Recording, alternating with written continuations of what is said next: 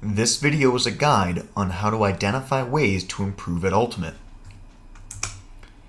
Everything you need in this game can be broadly summed up into three categories: athleticism, skills, and knowledge. These will be the metrics used to evaluate players this season, and you can use this as a guide to target ways to improve.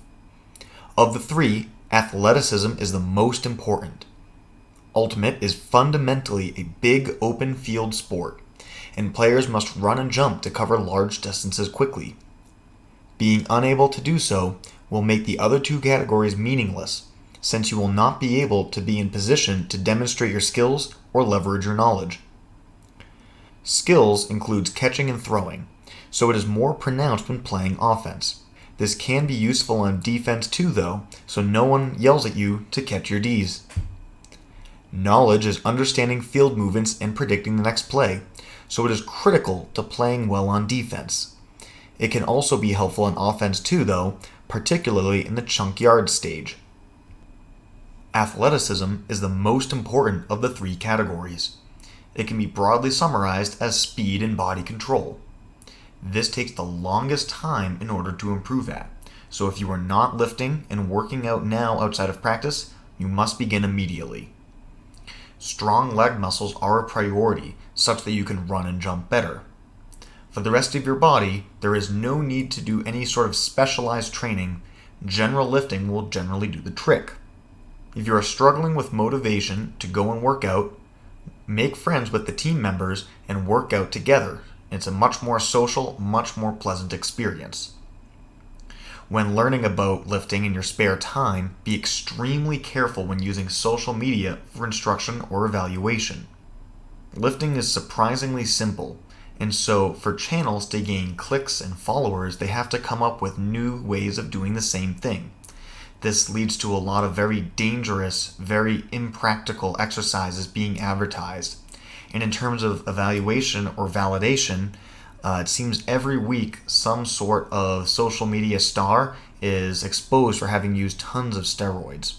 So instead, focus on yourself and keep it very simple.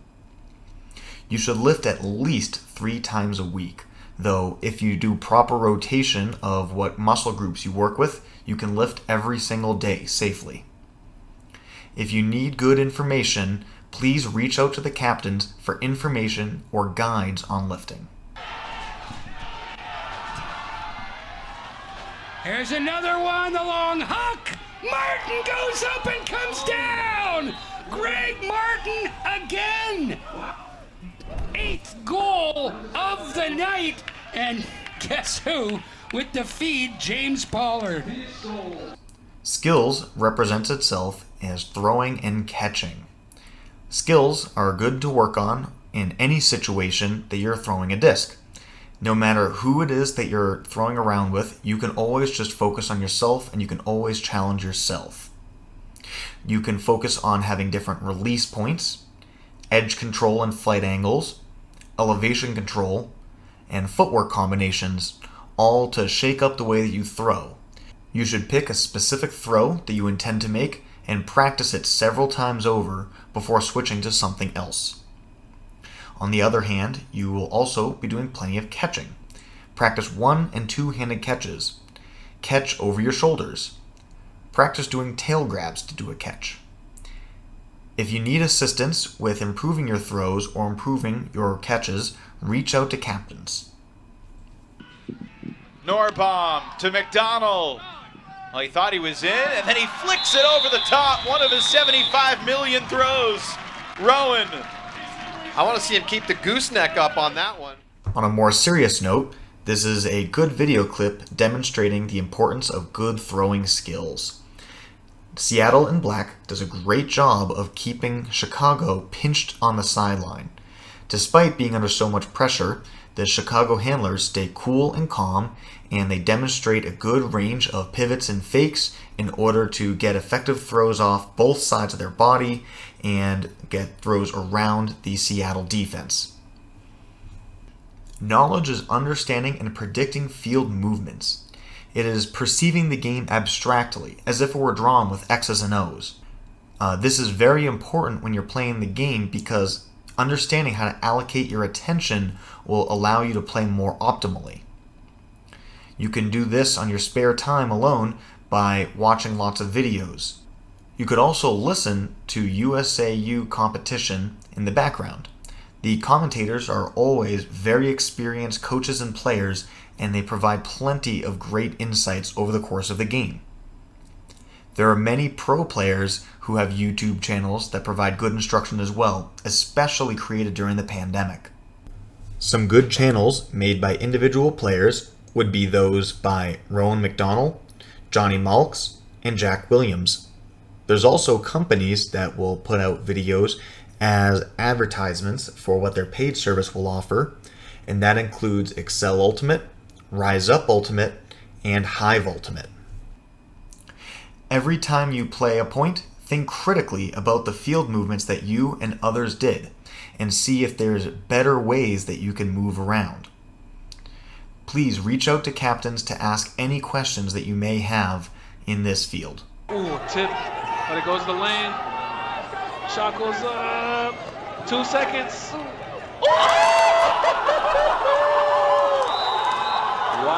So let's watch that video clip again. We're going to watch it in slow motion, and we're going to see how having good defensive game knowledge can give you the opportunity to make such a nice highlight play.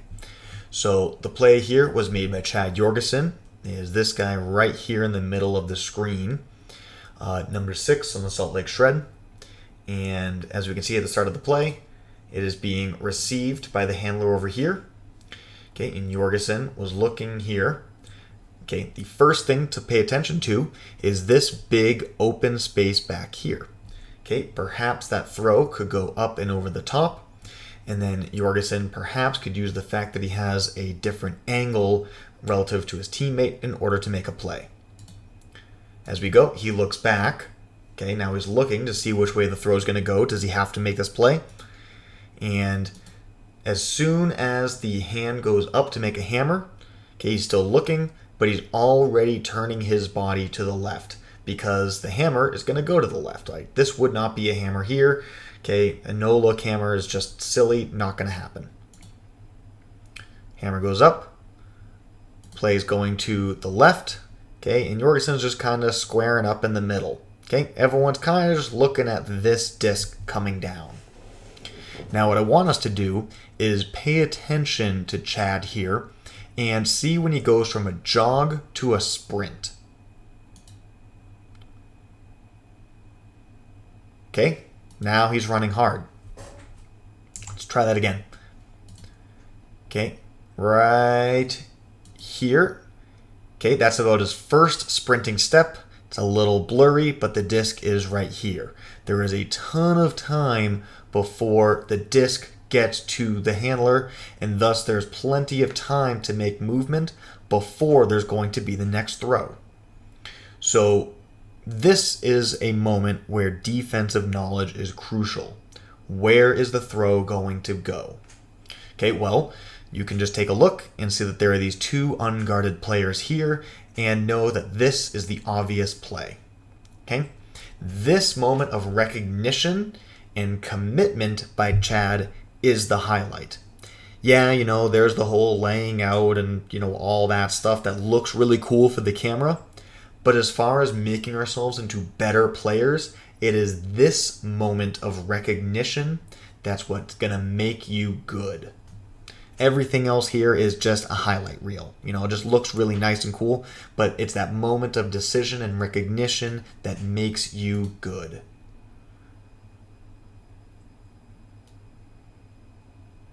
Because after that recognition, there was no stopping. There was just acceleration the whole way through, going as hard as you can.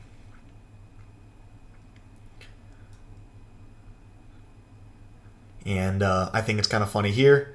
Goes to the lap. Oh, hits the guy right in the face.